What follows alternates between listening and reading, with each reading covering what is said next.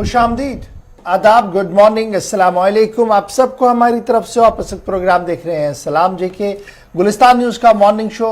और आज का मॉर्निंग शो लेकर आपका मेजबान इशफाक गौहर हाजिर खिदमत और मेरे साथ नई दिल्ली स्टूडियो में मौजूद हैं। खुशामदीद, मैं हूं आपके साथ आसिफ रशीद। सभी नाजरीन, आज प्रोग्राम का फॉर्मेट फटाफट से आपके सामने रख दें। शुरुआत जम्मू कश्मीर से खबरों से करते हैं, फिर आहिस्ता आहिस्ता करके कौमी खबर आप तक ले आएंगे, फिर बैनुल-अक़वामी सतह की भी खबर आपको बताएंगे और तीसरे पड़ाव पर आते आते 9:40 के आसपास जब ब्रेक के बाद आएंगे तो आपसे बराह रास्त बातचीत होगी, हमारी फ़ोन लाइन खुलेंगी, आप अपने इलाके की बात रखेंगे इस उम्मीद के साथ कि इंतज़ामिया गौर करे उन मामलों पर और मसले का हल किसी न किसी तरीके से निकले। तो ये बड़ा मोटा मोटा फॉर्मेट है जी जो आज हम आपके सामने रखने जा रहे हैं। लेकिन आज जब खबरों का हम आगाज करने जा रहे हैं तो एक चीज जो आपने करनी है घर बैठे बैठे, वो क्या है जी, हमारे सोशल मीडिया प्लेटफॉर्म पर आना है आपने।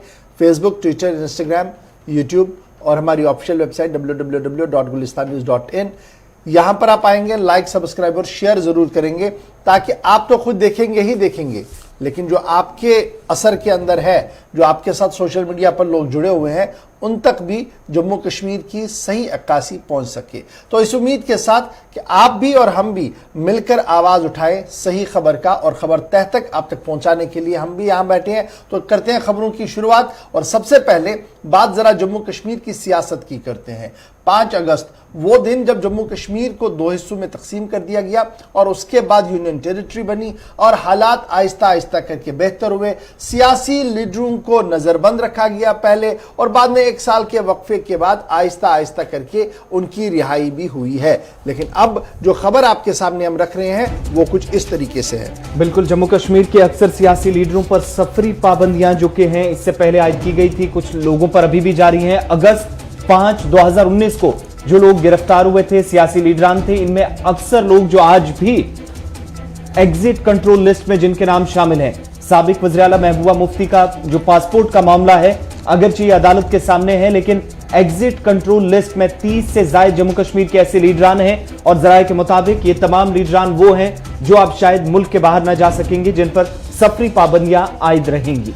ये सफरी पाबंदियों का मामला मतलब मुल्क के अंदर कहीं पर भी आप जा सकते हैं, लेकिन अगर आपने बैरून मुल्क जाना है तो फिलहाल जो हमारे पास खबर है, जो जराया से हमारे पास मुसद्दिका इत्तलात से खबर है, वो ये है कि एग्जिट कंट्रोल लिस्ट जो है उसमें तकरीबन 35 से ज्यादा जम्मू कश्मीर के पॉलिटिशियंस का नाम है, वो मुल्क से बाहर नहीं जा सकते हैं। और जब आप उस फहरिस्त में देखेंगे तो आपको अली मोहम्मद सागर, तनवीर सादिक, अल्ताफ कल्लू जैसे नाम जो है वो सामने आएंगे।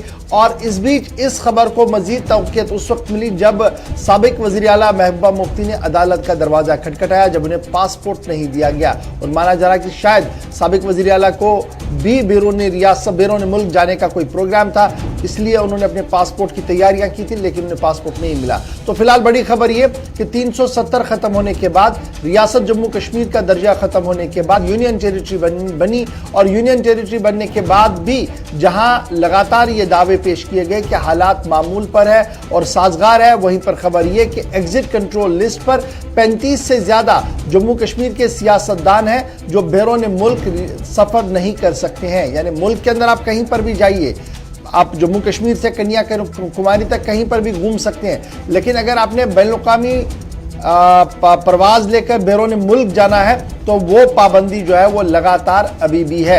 और माना जा रहा है कि अगर ये पाबंदियां हैं तो इसका मतलब ये कि जो राइट टू ट्रैवल है, जिसके तहत कानून के तहत जो गारंटी दी गई है आर्टिकल 21 के तहत, उसकी कहीं ना कहीं खिलाफ वर्जी हो रही है। और जब ये खबर हम आपके सामने रख रहे हैं तो मुझे जराये से यह भी बताया जा रहा है कि इस मामले को लेकर मरकजी हुकूमत के साथ उठाने का मन कुछ लोगों की तरफ से बनाया गया था, लेकिन जब सरद महरी हुई है, अब अदालत का दरवाजा खटखटाने का फैसला लिया गया है। सियासी जमातों के कुछ रहनुमा अब अदालत का दरवाजा खटखटाने जा रहे हैं ताकि उन पर यह सफरी पाबंदियां हट जाएं। एग्जिट कंट्रोल लिस्ट पर जो जिस लिस्ट के अंदर उन्हें डाला गया वहां से उन्हें हटाया जाए ताकि वो बैरून मुल्क जा सके। तो कुल मिलाकर 35 से ज्यादा पॉलिटिशियंस ऐसे हैं जो जिन पर आज भी सफरी पाबंदियां जम्मू कश्मीर के अंदर हैं, वो बैरून मुल्क नहीं जा सकते हैं, मुल्क से बाहर नहीं जा सकते हैं, मुल्क के अंदर कहीं पर भी वो आ जा सकते हैं, उस पर कोई पाबंदी नहीं है। तो हालात कैसे हैं अब आप समझ सकते हैं। अब बढ़ते हैं जी आगे। बात अब जम्मू कश्मीर की करते हैं। जब जम्मू कश्मीर की खबरों की हम सफर की बात करते हैं तो बात पाकिस्तान की भी करनी बहुत ज्यादा जरूरी है। और अगर भारत और पाकिस्तान के बीच हालात बेहतर हो तो उसके अच्छे नताइज जम्मू कश्मीर के अंदर साफ दिखते हैं। जहां गुज़श्ता दिनों लाइन ऑफ कंट्रोल पर यह फैसला लिया गया कि दोनों फौजें खामोश बैठेंगी और किसी तरीके से कोई गोलाबारी नहीं होगी, यानी सीज फायर नहीं तोड़ेगा कोई। उसके बाद हालात कितने बेहतर है सरहद पर वो किससे छुपे नहीं है। लेकिन उसके बाद आहिस्ता आहिस्ता करके दोनों मुल्कों के बीच गर्माहट रिश्तों के अंदर जो है वो देखने को मिल रही है। सिंतास आबी मुआहिदे की मीटिंग भी हुई और अब खबर कि खेल की दुनिया में भी आगे बढ़ रहे हैं दोनों मुल्क। बल्कि दोनों ममालिक अब खेल के मैदान में एक साथ नजर आएंगे, जहां पर भारत और पाकिस्तान के खिलाड़ी एक कोर्ट पर एक मैदान पर खेलते नजर आएंगे। वहीं दिल्ली इस वक्त पाकिस्तान की 7 रुकनी घुड़सवार टीम पहुंच चुकी है। 2 तरह के खेल होने हैं। टेनिस के मैदान में रोहन बोपन्ना और एहसामुल हक कुरैशी की टीम दोबारा आपको नजर आएगी। ये वो जोड़ी है जो पहले दुनिया भर के मुख्तलिफ ममालिक के अंदर एक साथ एक कोर्ट पर खेल चुकी है। लेकिन टेनिस के मैदान पर रोहन बोपन्ना और एहसामुल हक कुरैशी एक साथ नजर आएंगे। और ये मैदान पर आने से कबल उनकी तरफ से एक बड़ा स्लोगन, एक नारा दिया गया है कि जंग को रोककर टेनिस का आगाज किया जाए और दोनों ममालिक के दरमियान जो सियासत की वजह से खेलों पर मनफी असरात मुरतब हुए हैं उससे दूर हटा जाए, उससे बाहर निकला जाए। एक नंबर 2, पाकिस्तान की जो 7 रुकनी टीम है वो भारत पहुंच चुकी है। चूंकि भारत और पाकिस्तान के दरमियान उस वक्त ये मैचेस हो रहे हैं जब जो पाकिस्तान की घुड़सवार टीम है वर्ल्ड चैंपियनशिप का फाइनल होगा, तो उसके लिए भारत और पाकिस्तान की टीमें अब आपस में मुकाबला करेंगे। क्वालिफिकेशन मैचेस होंगे, उसके लिए पाकिस्तान की 7 रुकनी टीम भारत पहुंच चुकी है। काफी वक्त से, तकरीबन 1.5 साल गुजर गया था, ये इवेंट होगा या नहीं इस पर काफी ज्यादा सवालिया निशान थे।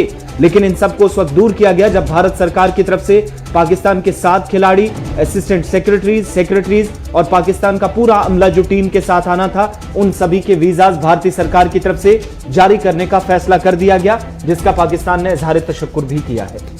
अमर Munawwar secretary general Pakistan team के जो है उन्होंने कल मीडिया के साथ नोएडा के अंदर बात भी की है, जिस दौरान उन्होंने इस बात की वजाहत की कि उन्हें बहुत कम उम्मीद थी कि शायद वो इस टूर्नामेंट के अंदर खेल सकते हैं। लेकिन जिस तरीके से हालात बदले, हवा बदली, उसने दोनों मुल्कों को दोबारा से सामने किया है और ये एक खुशाइंद कदम है। साथ साथ उनका मानना है कि पाकिस्तान अगर आप इसकी तवारीखी पस मंजर को देखेंगे, इस खेल के घुड़सवारी के खेल को यहाँ पर देखेंगे, जिस तरीके से इसको खेला जा रहा है, तो दोनों तरफ से मिलिट्री एस्टैब्लिशमेंट्स की इन्वॉल्वमेंट भी है और दोनों तरफ से कुछ प्राइवेट प्लेयर्स की इन्वॉल्वमेंट भी यहाँ पर है। तो ये दोनों चीज़ें जो है वो एक साथ चल रही है और एक अच्छी पहल जो है वो देखने को मिल रही है। दूसरी बात, जैसे आसिफ ने पहले ही कहा कि रोहन बोपन्ना और एहसामुल हक, उन्होंने अपने तरीके से जो कैंपेन किया था स्टॉप वार स्टार्ट टेंस, उसको लेकर कल भी उन्होंने अपनी तशहीर की है और बहुत जल्द ये दोनों खिलाड़ी एक ही कोर्ट पर अब खेलते हुए आपको नजर आएंगे। तो आहिस्ता आहिस्ता करके भारत और पाकिस्तान के बीच रिश्ते उस्तवार हो रहे हैं। खेल के मैदान में भी गर्माहट जो है वो देखने को आहिस्ता आहिस्ता मिल रही है। अब सबकी नजरें क्रिकेट पर भी लगी होंगी कि भारत और पाकिस्तान के बीच क्रिकेट की जो सीरीज होनी है या मैच होना है उस पर क्या कुछ फैसला होगा। लेकिन फिलहाल निचली सतह पर जो गैर मारूफ खेल है या जिस तरीके से खिलाड़ियों को आने जाने की इजाज़त मिली है, ये एक अच्छे संकेत है और ये एक अच्छा इनिशिएटिव है दोनों मुल्कों की तरफ से आगे बढ़ने के लिए। और इसका वेलकम पूरे जम्मू कश्मीर की तरफ से भी किया जा रहा है और उम्मीद लगाई जा रही है कि सरहदें खामोश रहेंगी और हालात बेहतरी के साथ आगे बढ़ेंगे। तो भारत और पाकिस्तान के बीच अब सफारतकारी के बाद मिलिट्री एस्टैब्लिशमेंट की बातचीत, मिलिट्री एस्टैब्लिशमेंट के बाद अब खेल में भी काफी ज्यादा दिलचस्पी जो है वो दोनों मुल्क दे रहे हैं और आहिस्ता आहिस्ता करके आने जाने पर जो पाबंदियां थी वो हटाई गई हैं। ये तो बात थी जनाब भारत और पाकिस्तान की मामला था जम्मू कश्मीर का, क्योंकि जम्मू कश्मीर के लोग बड़े गहराई के साथ भारत और पाकिस्तान के रिश्तों पर नजर रखते हैं, क्योंकि दोनों मुल्कों के बीच अगर सलाह हो फलाह हो तो उसका असर सरहदों पर साफ दिखाई देता है। तो अब बढ़ते हैं जी आगे, बात जम्मू कश्मीर की ही आपको बताते हैं, क्योंकि जम्मू कश्मीर के अंदर कल लेफ्टिनेंट गवर्नर इंतजामिया का एक और बड़ा फैसला भी सामने आया है और उस बड़े फैसले के तहत इंतजामिया में तबादले किए गए हैं। बड़े पैमाने पर अफसरान के तबादले किए गए हैं। कुल मिलाकर 34 IAS और KS अफसरान के तबादले हुए हैं, जिसका हुक्मनामा महकमा GID की तरफ से जारी कर दिया गया है। विपुल पाठक नए प्रिंसिपल सेक्रेटरी सरकार के होंगे, जिनको एक नई जिम्मेदारी मिली है, जो इससे पहले आपको याद होगा कि प्रिंसिपल सेक्रेटरी थे साइंस एंड टेक्नोलॉजी डिपार्टमेंट में, उन्हें नया principal secretary department of RDD Panchayat Raj उन्हें बनाया गया। इसके अलावा डॉक्टर राघव लंगर, जिनको एक और जिम्मेदारी, एक जिले से उठाकर 10 अजला की जिम्मेदारी दी गई है। पुलवामा के डीसी थे, लेकिन अब उन्हें संजीव वर्मा की जगह नई जिम्मेदारी मिली और सूबाई कमिश्नर जम्मू के तौर पर उन्हें नई जिम्मेदारी दी गई। इसी तरीके से डीसी श्रीनगर, बाकी कुछ अजला के डीसी कुलगाम, डीसी गांदरबल और जम्मू प्रोविंस के अंदर भी डोडा से पुंछ तक बड़े पैमाने पर जो तबादले हुए, जहां पर जिला तरक्याती कमिश्नर को बदलकर दूसरे अजला में जिम्मेदारी दी गई, या फिर अभी फिलहाल उन्हें जिम्मेदारी, जब तक मजीद इसमें अहकाम सादिर ना हो तब तक जीएडी में रहने को उन सभी अफसरान को कहा गया है। संजीव वर्मा जो सूबाई कमिश्नर जम्मू थे, उन्हें ट्रांसफर करके उन्हें पोस्ट कर दिया गया है commissioner secretary government forest, ecology and environment के अंदर। और इसके साथ साथ मोहम्मद एजाज आईएएस अफसर जो है, जो डिप्टी कमिश्नर अब श्रीनगर होंगे। अंशुल गर्ग जो है वो पोस्ट किए गए हैं डिविजनल कमिश्नर जम्मू। एजाज और उसके साथ साथ कुछ और तब्दीलियां जो हुई हैं, लेकिन शाहिद इकबाल चौधरी जो डिप्टी कमिश्नर श्रीनगर थे, और उनके पास इजाफी चार्ज जो था chief executive officer special purpose vehicle for Srinagar city for implementing smart city project under smart city mission, उनको तब्दील किया गया। वो उन्हें चीफ एग्जीक्यूटिव मिशन यूथ लगा दिया गया है। और आबिद के पास जो इजाफी चार्ज है, डॉक्टर सईद आबिद के पास, वो एडिशनल चार्ज को भी कहीं ना कहीं रिलीव करने की बात जो है कही गई। तो कुल मिलाकर आप देखेंगे तो ये जो ऑर्डर आया है, इसका इफेक्ट पूरे एडमिनिस्ट्रेशन पर है। जम्मू से लेकर कश्मीर तक कुछ डिप्टी कमिश्नर्स की तकर्रियां, तबादले हुए हैं, और वहीं पर कुछ नए चेहरों को भी मैदान में उतारने का फैसला जीएडी की तरफ से और लेफ्टिनेंट गवर्नर साहब की तरफ से लिया गया है। और कुल मिलाकर 34 आईएएस और केएस अफसरों के तबादले और तकर्रियों के अहकाम रात देर गए जारी कर दिए गए हैं, जिनमें बड़ी बात यह कि सूबाई कमिश्नर जम्मू को भी तब्दील कर दिया गया, डिप्टी कमिश्नर श्रीनगर को भी तब्दील करने के साथ साथ कुछ और डिप्टी कमिश्नरों की तकर्री के ऑर्डर्स भी कल रात देर गए जारी कर दिए गए हैं। तो ये बात बड़ी इंपॉर्टेंट थी, क्योंकि रात देर गए ये ऑर्डर सामने आया था, और इस तरीके से इस खबर के आने के बाद अब हलचल जो है डिस्ट्रिक्ट्स के अंदर वो काफी ज्यादा देखने को मिल सकती है। ये बात लेफ्टिनेंट गवर्नर साहब की। अब बढ़ते जरा आगे, बात आपको लद्दाख की बताते हैं। लद्दाख की बात इसलिए अहम है क्योंकि आपको याद होगा कि यूनियन टेरिटरी लद्दाख बनने के बाद शेड्यूल 6 को लेकर लड़ाई लड़ी जा रही है लेह और करगिल के अंदर। अगरचे लेह की आवाज अलग है और करगिल के अंदर सियासत जो है वो मुख्तलिफ खानों के अंदर बटी हुई है। वहीं पर मरकजी हुकूमत ने भी एक बड़ा फैसला लिया था।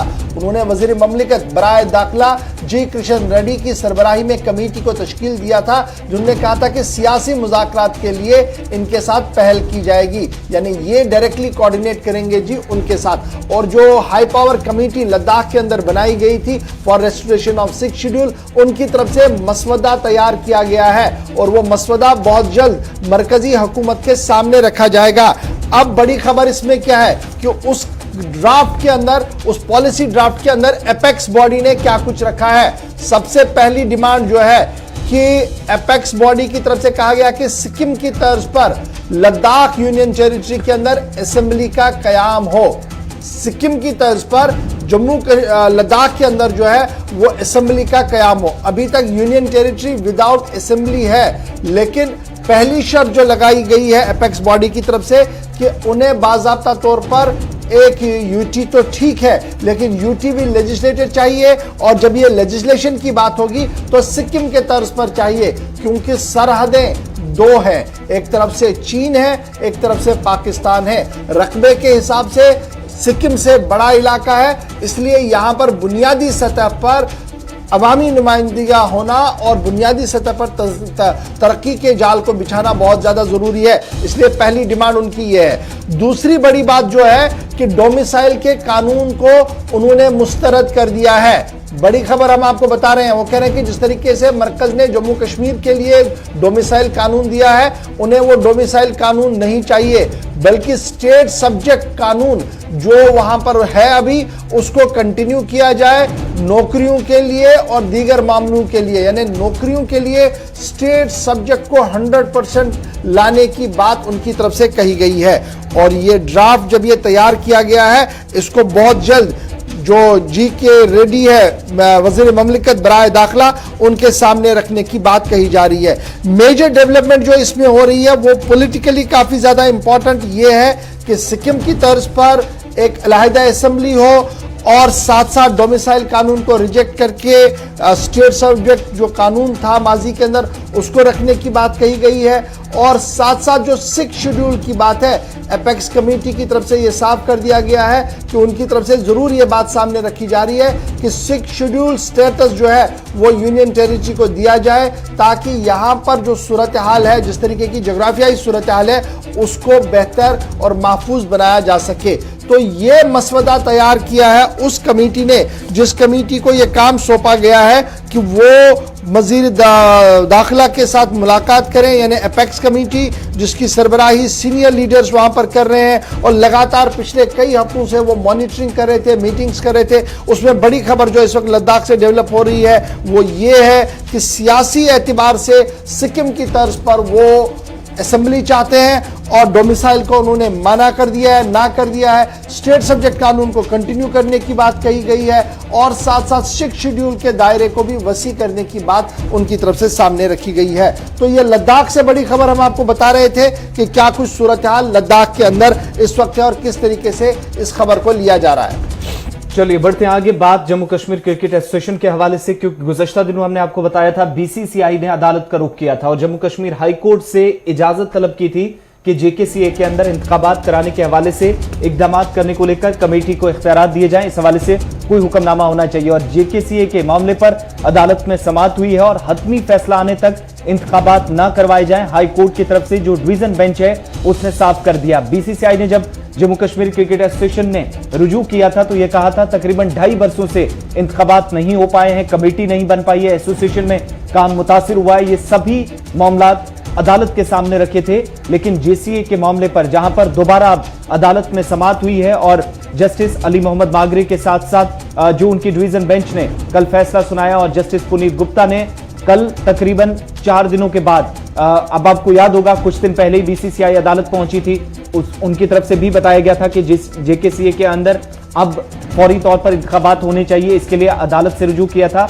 लेकिन फिलहाल जब तक हतमी फैसला ना हो, और फैसला चूंकि काफी ज्यादा ऐसे तनाजे खड़े हुए थे जेकेसीए को लेकर, बदनवानी के, रिश्वत के मामला, काफी ज्यादा इल्जामात लगे थे, तो वो सभी मामले जब तक सुलझ ना जाएं तब तक जम्मू कश्मीर क्रिकेट एसोसिएशन के लिए जो कमेटी के जो जितने भी ऑफिस बेरर्स हैं उसके लिए जो इंतखाबात होने हैं वो इलेक्शंस नहीं हो पाए हैं, फिलहाल नहीं हो पाएंगे। बल्कि हाईकोर्ट की तरफ से इस पर जो जजमेंट दिया गया है डिवीजन बेंच की तरफ से, 2.5 वर्षों से फिलहाल एसोसिएशन के अंदर इंतखाबात नहीं हो पाए थे, लेकिन जब तक मजीद इसमें कार्रवाई नहीं होती, हतमी फैसला उन सभी मामलात को सुलझा नहीं जाता, जिसकी वजह से जेकेसीए इस वक्त हद पे तनकीद बना है और हतमी फैसला न आने तक इंतखाबात न करवाने की डिवीजन बेंच ने हिदायत दी है। चलिए जी, जस्टिस अली मोहम्मद मागरे और जस्टिस पुनीत गुप्ता की सरबराही में कल ये मामला सुना गया था, जिसमें फिलहाल कोई भी इंतखाब जेकेसीए के अंदर नहीं होगा, क्योंकि जेकेसीए की तरफ से जो डिटेल प्रेजेंटेशन कोर्ट के सामने रखी गई है उस पर कहीं ना कहीं व्यू पॉइंट जो है वो पॉजिटिव हुआ है और यही वजह है कि हुक्मनामा कोर्ट की तरफ से जारी कर दिया गया है। फिलहाल बढ़ते हैं जी आगे। अब जरा बात एक और बड़ी खबर की करते हैं, और बड़ी खबर इसलिए ये अहम है क्योंकि बोलते हैं सेहत है तो सब कुछ है, यानी अगर आप तंदुरुस्त है तो आपके आसपास का माहौल बैक वक्त तंदुरुस्त होता है, और अगर आप बीमार है तो आप समझ लीजिए कि आपके आसपास जितनी भी पॉजिटिविटी होती है वो भी ऑटोमेटिकली नेगेटिव बन जाती है। लेकिन बीमारी से शफायाब हो और एक मुनज़्ज़म प्रोग्राम चलाए, इसके लिए बाज़ाब्ता तौर पर मरकज से लेकर जम्मू कश्मीर तक बड़ी बातें हमेशा की गई हैं। लेकिन ज़मीनी सूरत हाल इस वक्त यह है कि गुर्दे की मर्ज में मुब्तला मरीज आज भी परेशान है, क्योंकि हुकूमत की तरफ से बड़ी बातें तो की गई, अनाउंसमेंट्स तो की गई, लेकिन जमीनी सतह पर सूरत हाल कुछ और इस वक्त सामने आ रही है। प्रधानमंत्री नेशनल डायलिसिस प्रोग्राम 3 वर्षों से तशना तकमील है। ऐसा क्यों है? क्योंकि 2 डिस्ट्रिक्ट सेंटरों पर सुस्त रफ्तारी से काम जारी है, जबकि 5 का कोई अभी तक अता पता नहीं है, काम नहीं हो सका। कुल मिलाकर जम्मू कश्मीर के अंदर इस प्रोग्राम के तहत 20 अजला में डिस्ट्रिक्ट डायलिसिस सेंटर 2 मराहिल में कायम करने थे। पहले मरहले में 13 डिस्ट्रिक्ट्स के अंदर ये डायलिसिस सेंटर बनाए जाने थे। इनमें से अनंतनाग, जम्मू, बारामूला, श्रीनगर, कठुआ, उधमपुर, राजौरी, डोडा, पुलवामा, कुलगाम, पुंछ और कुपवाड़ा के साथ किश्तवाड़ के अंदर जहां पर डायलिसिस सेंटर बनाए गए। नंबर 1, ये मराकज साल 2018 में कायम किए गए। दूसरे मरहले में डायलिसिस सेंटर का काम जो मुकम्मल करना था, जो इंतजामिया का टारगेट था, जुलाई 2020 तक शोपियां, गांदरबल, बांडीपुरा, बडगाम, सांबा, रियासी और रामबन के अंदर जहां पर सेंटर्स कायम करने थे इस प्रोग्राम के तहत, यानी जिसको हम प्रधानमंत्री नेशनल डायलिसिस प्रोग्राम कहते हैं। लेकिन इन पर काम ना होने के बराबर इस वक्त चल रहा, और पता यह भी चला है कि काम सिरे से ही 5 डिस्ट्रिक्ट्स के अंदर इन सेंटर्स पर नहीं हुआ, यानी जहां पर सेंटर बनने थे वहां पर अभी तक निशानदेही नहीं काम के लिए हो सकी है। नेशनल डायलिसिस प्रोग्राम की नोडल ऑफिसर जो बताते हैं कि गुज़श्ता साल जुलाई में जो सेट टारगेट रखा गया था कि जुलाई 2020 तक डायलिसिस प्रोग्राम को मुकम्मल कर दिया जाएगा और मशीनों को नस्ब करके डायलिसिस का बाज़ाब्ता यहां पर आगाज किया जाएगा। कैंसर के मरीजों को या जो गुर्दे में की बीमारी में मुलव्वस अफराद हैं उन सभी को काफ़ी हद तक राहत मिलेगी इन सेंटर्स के जरिए। लेकिन 5 ऐसे डिस्ट्रिक्ट्स आज भी हैं जुलाई 2020 में इस हदफ को मुकम्मल करना था, नहीं बन सके। 2 डिस्ट्रिक्ट सेंटर्स पर जहां पर सुस्त रफ्तारी से काम है, ये सेकंड फेज में, पहले फेज में 13 डिस्ट्रिक्ट्स को कवर कर दिया गया था। और बड़ी बात यह कि आलमी वबा के दौरान भी इन सभी लोगों को जो मुख्तलिफ अमराज में मुब्तला हैं, खासतौर से जो किडनी पेशेंट्स हैं, तो उनको डायलिसिस सेंटर्स में अगर जाना था प्रोग्राम के जरिए मदद उनको मिल सकती थी, लेकिन सेंटर्स ना होने की वजह से वो भी अपने इलाज नहीं करवा सके, इलाज में ताखीर हुई। और इस वजह से क्योंकि सुस्त रफ्तारी से काम चल रहा है, बराह रास्त उन लोगों की जिंदगी पर असर पड़ा जो इस वक्त खासतौर से मौलिक बीमारियों में मुब्तला है। और अगर ये सेंटर वाकई तौर पर काम करते तो गुर्दे के मर्ज में जो मुब्तला मरीज है उन्हें काफ़ी राहत मिलती, क्योंकि APL जुमरे के तहत आने वाले मरीजों को मुफ्त डायलिसिस होगी, जबकि खिते अफलास से ऊपर ज़िंदगी बसर करने वाले मरीजों के लिए 950 रुपये बतौर फीस अदा करनी पड़ती। और प्राइवेट में जब आप इसको देखेंगे वो 3000 से 3500 या 2500 से आप इसको 3500 तक रख लीजिए, ये मार्जिन जो है वो बीच में चलता है। तो अब आप समझ सकते हैं कि मार्केट वैल्यू क्या है और अगर ये सेंटर यहाँ बनते तो उससे कितना फ़ायदा मिलता। लेकिन न जाने क्यों मरकज़ी हुकूमत की तरफ से जो स्कीम साल 2017-18 में शुरू की गई, साल 2021 के अंदर भी जम्मू कश्मीर के अंदर वो पूरी तरह से नाफिजुल अमल नहीं है। और जहाँ जहाँ पर डायलिसिस सेंटर बनाने की बात कही भी गई है वहाँ पर कितना नाकिस इंतज़ाम है वो शायद महकमा सेहत की आंखों के सामने है। लेकिन फिर भी खामोशी है और उस खामोशी को लेकर बड़ा सवाल आज अवाम की तरफ से पूछा गया है। तो ये बात तो थी जनाब डायलिसिस सेंटर की और जम्मू कश्मीर और मरकजी हुकूमत के फैसले की। अब जरा बात करते हैं आपके सामने NIA की, क्योंकि NIA की कार्रवाई भी हो रही है और लगातार कौमी तहकीकाती एजेंसी जो है वो अब जायदादों पर कुर्की भी कर रही है, यानी उन्हें सर्व मोहर भी कर रही है और उन्हें सील भी कर रही है। और ताज़ा